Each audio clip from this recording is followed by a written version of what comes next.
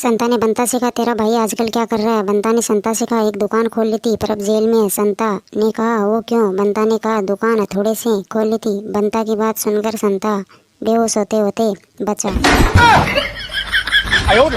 एक आदमी 2 साल बाद अपना प्लॉट देखने गया तो वहाँ पर घर बना हुआ था और संता कुर्सी पर बैठा था। आदमी ने संता से कहा, यहाँ तो मेरा प्लॉट था। संता ने उस आदमी से कहा, अच्छा अब घर के नीचे आ गया होगा।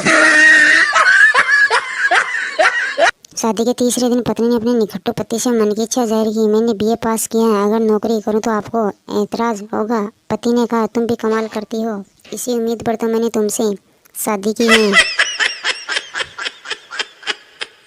चिंटू ने मिंटू से कहा, यार तुम्हारे घर की मक्खियाँ बहुत तंग कर रही हैं, बार बार मेरे ऊपर आकर बैठ जाती है। मिंटू ने चिंटू से कहा, मैं भी इनकी आदत से परेशान हूँ, जो भी गंदी चीज देखती है उस पर बैठ जाती है। चिंटू हुआ शॉक्ड।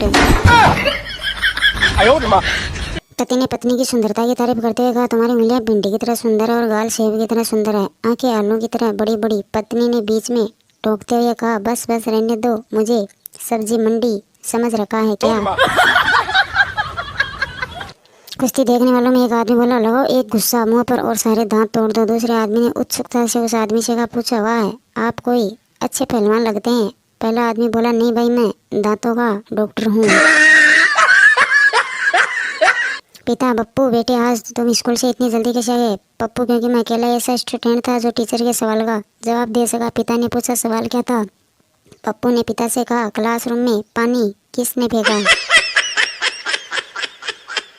रिमी जोर जोर से रो रही थी, तभी माँ ने रिमी से पूछा, क्यों रो रही है? रिमी ने माँ से कहा, पप्पू ने मेरी गुड़िया तोड़ दी। माँ ने रिमी से पूछा, कैसे तोड़ दी? रिमी ने माँ से कहा, मैंने गुड़िया उनके सर पर मारी थी। माँ हुई शॉक्ड।